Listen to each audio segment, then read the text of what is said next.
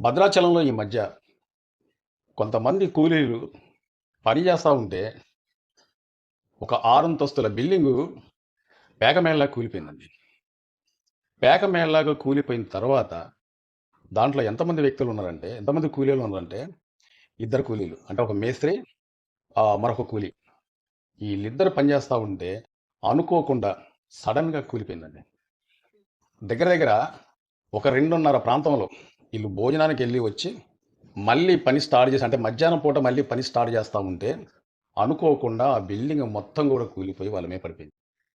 అసలు ఈ న్యూస్ అనేది, ఈ వార్త అనేది, ఈ సంఘటన అనేది ఇలా జరిగిందని తెలిసిన తర్వాత అందరూ షాక్.